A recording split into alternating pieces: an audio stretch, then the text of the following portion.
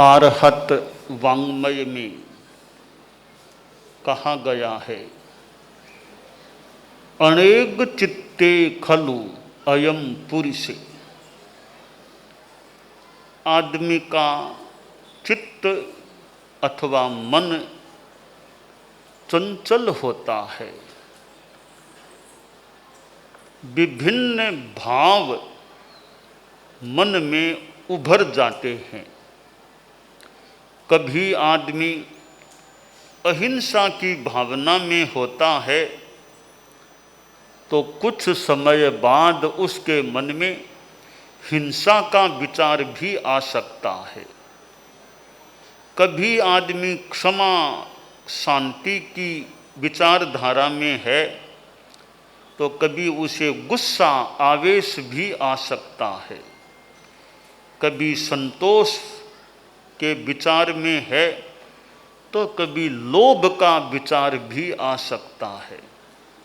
हमारे भीतर सद्भाव और असद्भाव दोनों हैं, यानी मोहनीय कर्म जब जब थोड़ा उग्र होता है तो गलत भाव गलत विचार उभर जाते हैं, और मोहनीय कर्म शांत रहता है, क्षयोप शांत रहता है तो हमारे भीतर अच्छे विचार अच्छे भाव उभर सकते हैं, उभर जाते हैं।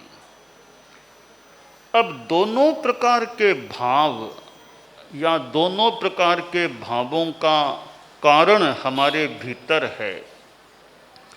हमें प्रयास यह करना चाहिए कि मेरा मोहनीय कर्म हल्का पड़े, मोहनीय का क्षयोपशम पुष्ट हो, उदय कमजोर पड़े, ताकि मेरे भाव शुद्ध रह सकें, शुभ रह सकें। हमारे चित्त में भाव अच्छे रहते हैं तो चित्त में शांति रह सकती है। एक चिंतन इतना बढ़िया मन में आता है कि मन में शांति हो जाती है, और एक चिंतन ऐसा गलत आता है कि मन में अशांति पैदा हो सकती है। जिंदगी में समस्याएं भी आ सकती हैं। जीवन है, कभी पारिवारिक, कभी आर्थिक, कभी सामाजिक समस्याएं सामने आ सकती हैं, पर समस्याओं के आने पर भी चित्त में शांति रहे।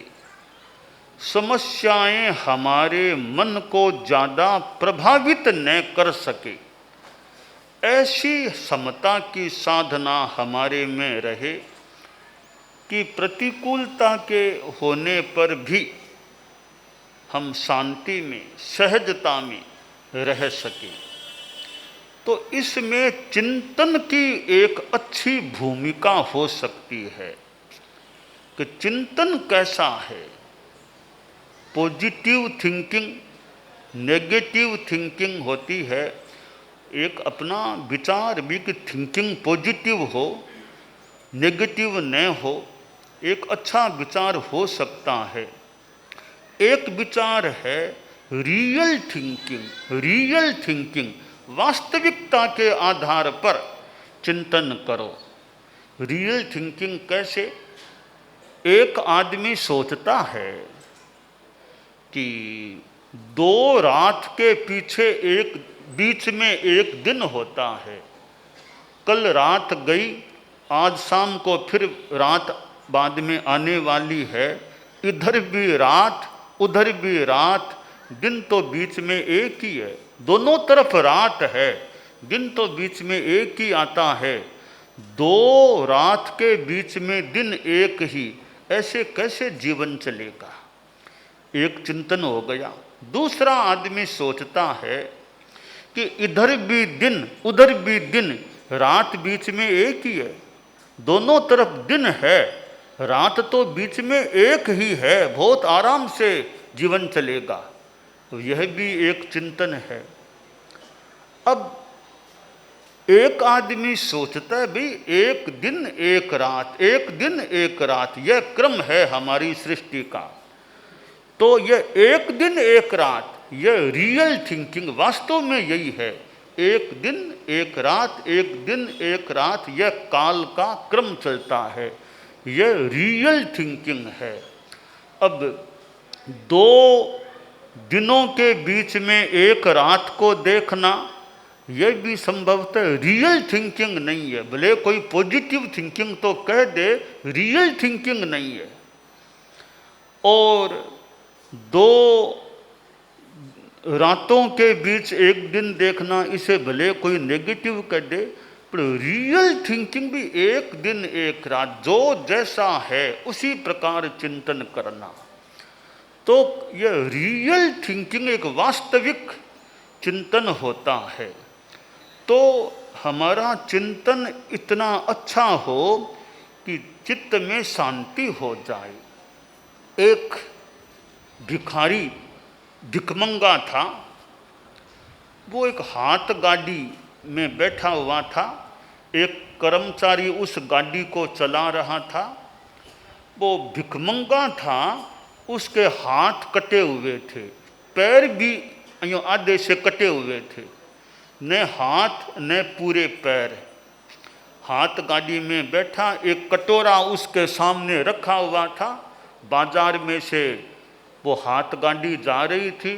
बाजार में बहुत लोग आते, उसको देखते हो बड़ा हाथ नहीं पाँव नहीं, ऐसा है, थोड़ा इसके कटोरे में डाल दो। कोई 2 रुपया 4 रुपया यूँ लोग रुपये डाल देते। तो यूँ उसका जीवन चलता था। एक सन्यासी बाजार में से आ रहा था, कोई भिक्षा के लिए कहीं गया होगा, तो आ रहा था। उस भिखमंगे को उस हाथ गाड़ी में देखा। भिखमंगे के हाथ नहीं, पूरे पाँव भी नहीं, पर बड़ा शांति से बैठा था। चेहरे पर कोई यूँ चिंता दुख ऐसा कुछ नहीं लगा, बहुत सौम्य शांत मुद्रा में लगा। भिखमंगे ने थोड़ा मस्तक झुकाया, बाबा को देखा तो मस्तक झुकाया। तो बाबा के मन में यह प्रश्न हो गया कि यह भिखमंगा न हाथ न पूरे पांव, फिर भी इतना शांति में है, इसका क्या कारण है? तो बाबा ने पूछ लिया भिखमंगे से कि तुम्हारे हाथ नहीं, पांव भी ठीक पूरे नहीं, फिर भी तुम शांति में लग रहे हो, इसका क्या कारण है? तो भिखमंगा बोला, बाबा जी दुखी क्यों बनूं? दुखी बनने में क्या लाभ है? मैं यह सोचता हूँ कि मेरे हाथ तो नहीं रहे, पाँव भी ऐसे पूरे नहीं रहे, चल नहीं सकता, हाथ है नहीं, काम कर नहीं सकता, भोजन भी कोई दूसरा मुंह में डालता है तब कर पाता हूँ, यह मेरी परवस्था है। सोचता हूँ कोई कर्म किए हुए होंगे, कर्म समो नहीं कोई, कर्म कोई किए होंगे किसी जन्म में कि इसका फल मुझे आज भोगना पड़ रहा है। ठीक है, यह मेरे कर्मों का भोग है, तो अच्छे मेरे कर्म झड़ रहे हैं, पाप का भुगतान हो रहा है, कर्म कम हो रहे हैं, यह अच्छी बात है। अब रही बात कि मैं परवश हूँ, ठीक है, कर्मों का योग है, पर साथ में यह भी देखूँ मैं कि मेरा दिमाग तो ठीक है, चिंतन अच्छा कर सकता हूँ, बहुत गहरा दार्शनिक विचार कर सकता हूँ, भाषण में दे सकता हूँ, गीत गाने भजन गा सकता हूँ, और मैं बिना हाथ पांव के भी कोई मुझे दायित्व सौंपे तो संचालन का काम कर सकता हूँ। इतनी मेरे अनुकूलताएं हैं, पेट मेरा ठीक है, उत्सर्जन तंत्र ठीक है, पाचन तंत्र ठीक है, हार्ट मेरा ठीक है, न शुगर है न बीपी, ऐसी कोई तकलीफ नहीं, इतनी अनुकूलताएं हैं। ठीक है, थोड़ी कठिनाई है कि हाथ पांव नहीं, तो हाथ नहीं, पांव पूरे नहीं, ये अभाव है। बाकी न दर्द है न पीड़ा है, वो सब प्राय ठीक है मेरे। तो इतनी अनुकूलताएं हैं, मैं उनको भी तो देखूं। थोड़ी अभाव की स्थिति है हाथ पांव की, उसको लेकर दुखी क्यों बनूं? और कितनी अनुकूलताएं हैं, जो अनुकूलताएं हैं उनका बढ़िया उपयोग करूं। जो प्रतिकूलता है, मेरे कर्म झड़ रहे हैं, भुगतान हो रहा है, दुखी क्यों बनना, शांति में रहना है। यूँ सोचकर मैं शांति में रहता हूँ। तो चिंतन बढ़िया है, तो हाथ पांव की यह स्थिति होने पर भी, कठिनाई होने पर भी दिक्मंगा कितना शांति में जी रहा है। तो यह हमारे चिंतन की करामात है। चिंतन हमारा किस प्रकार का है? एक चिंतन से आदमी दुखी बन जाता है और एक बढ़िया चिंतन से आदमी सुखी भी बन सकता है। तो हमारा विचार, हमारा चिंतन प्रशस्त होना चाहिए, अच्छा होना चाहिए। रियल थिंकिंग, जो स्थिति जैसी है। कभी कभी वो कोई मान लो थोड़ा बीमार आदमी है, बीमार आदमी के पास गए भी, कैसे है? बिल्कुल ठीक है, बिल्कुल ठीक है। कैसे आपके? बिल्कुल ठीक है, बिल्कुल ठीक है। मेरे मन में कभी आता है कि जैसे हमारे कोई संत हैं, मान लो संत एकदम लेटे हुए हैं, न पूरे उठ पा रहे हैं, मान लो ऐसा किसी के न हो, किसी के न हो, एक उदाहरण दिया जा रहा है। तो उनको पूछते हैं भी आप कैसे हैं? बिल्कुल ठीक है, बिल्कुल ठीक है। एक दृष्टि से तो ठीक है, बड़े उत्तर अच्छा है, बिल्कुल ठीक है। तो मैं वापस ये कह दूं बिल्कुल ठीक है, तो उठो, गोचरी जाओ, काम करो अपना। बिल्कुल ठीक है ना, जाओ पात्रियां लो, पानी लाओ, गोचरी करो, काम करो। अगर बिल्कुल ठीक है तो तुमने कहा ना बिल्कुल ठीक है, तो काम करो, गोचरी जाओ। कहा नहीं, यह तो नहीं कर सकता, मेरे पाँव में तकलीफ है, वो तकलीफ है। तो मैं कहता हूँ भाई बिल्कुल ठीक तुम सोच, तुम्हारा अपना दृष्टिकोण है, बिल्कुल ठीक होते तो सोए क्यों रहते, काम करते। इसका मतलब तकलीफ तो है पर मैं समता में हूँ। रियल थिंकिंग यह हो गई, तकलीफ कठिनाई तो है मेरे शरीर में, पर मैं समता में हूँ, शांति में हूँ, इतना मेरा अच्छा पक्ष है। बाकी तो शरीर में कठिनाई है। इसलिए ये रियल थिंकिंग करो, जो जैसा है वैसा जान लो। बीमार हो तो बीमार मानो अपने आप को, तभी तो दवाई ले रही हो, बिना दवाई क्यों लेते हो फिर? तो बीमार हो तो बीमार मानो, पर मनोबल अच्छा रखो, मन में समता रखो, यह होना चाहिए। तो यह कि भाई हम रियल थिंकिंग करें, जो जैसी स्थिति है उसको उसके अनुसार लें। तो कोई साता पूछे कि मैं बिल्कुल तो एकदम वृद्धावस्था में थोड़ी बहुत कठिनाइयाँ है, बिल्कुल ठीक है, बिल्कुल ठीक है। इस वाक्य पर यथासंभव या विचार होना चाहिए। बिल्कुल ठीक होता तो फिर यूँ बैठे क्यों रहते? इस या तो ऐसा बोल दो प्राय ठीक है, चलता है, प्राय ठीक है, चल रहा है, ऐसा उत्तर तो मान लो। बिल्कुल ठीक है ये कैसे कहें जबकि थोड़ी बीमारियां है, तकलीफ है। तो खैर मैं बता रहा था, रियल थिंकिंग, वास्तविक चिंतन हो कि समस्या है तो है, नहीं है तो नहीं है।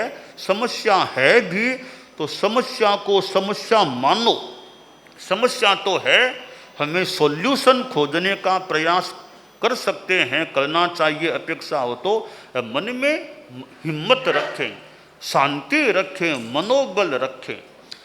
आप लोग गृहस्थ हैं, समस्या साधुओं के भी हो सकती है, तो समस्या गृहस्थों के भी हो सकती है, और आपके तो कहीं ज़्यादा समस्या हो सकती है।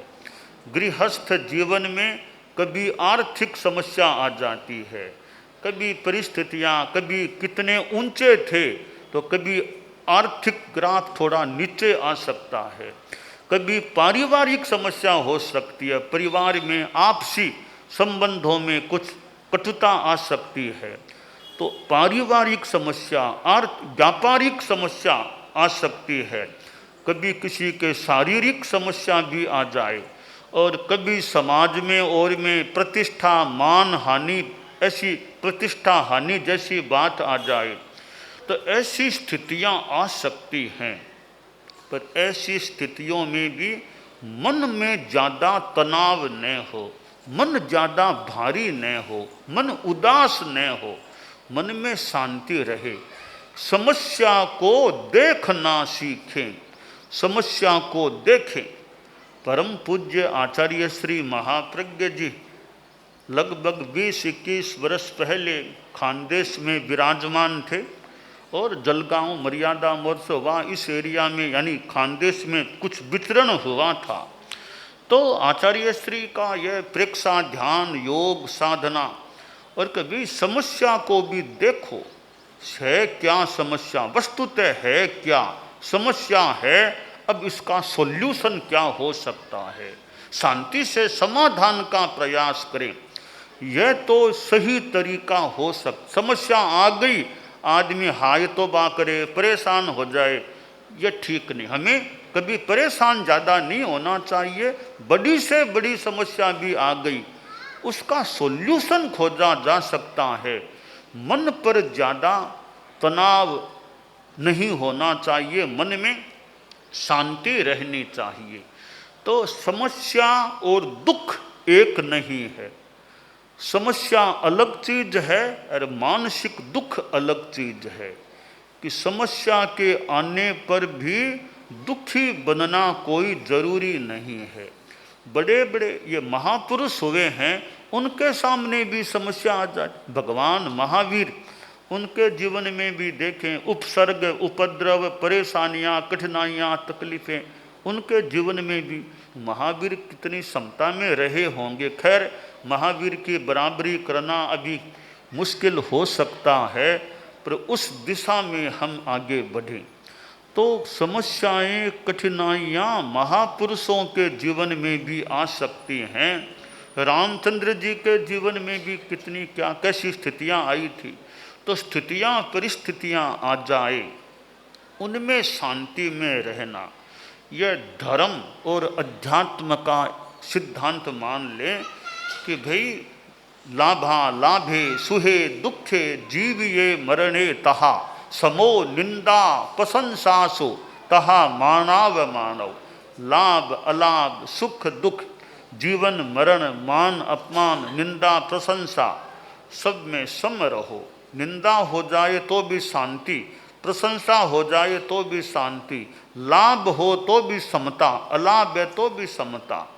यह समता और शांति हमें जैन शास्त्रों में भी समया धम्म मुदा हरे मुनि ऐसे संदेश मिलते हैं।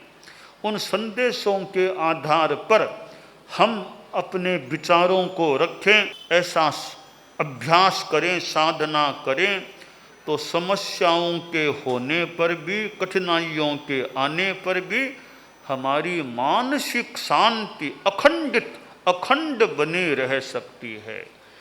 तो हमारी स्थिति यह बने, हम दूसरों के हाथ के खिलौने न बने। किसी ने निंदा कर दी मैं दुखी बन जाऊं, किसी ने प्रशंसा कर दी मैं फूल जाऊं। इसका मतलब मुझे राजी करना नाराज करना दूसरे के हाथ में हो गया, मैं तो दूसरे के हाथ का खिलौना बन गया। कोई चाहे तो मुझे निंदा करके दुखी बना दे, कोई चाहे तो प्रशंसा करके मुझे खुश कर दे। यह दूसरों के हाथ का खिलौना बनना बढ़िया नहीं। आदमी समता शांति में रहे और दूसरों के कहने से कोई चोर नहीं बन जाता, दूसरे के कहने से कोई साहूकार नहीं बन जाता। एक आता है नन्नस्य वयना चोरो नन्नस्य वयना साहू अप्पा अप्पम बियाने, जो भी कि दूसरे के कहने से कोई चोर नहीं हो जाता है। कोई कह दे बहुत खराब आदमी है, दूसरे के कहने मात्र से कोई खराब नहीं होता। कोई खूब झूठी प्रशंसा कर दे तो दूसरों के कहने से कोई बड़ा नहीं बन जाता। तो अपना चिंतन आदमी स्वयं करे, मैं कैसा हूँ।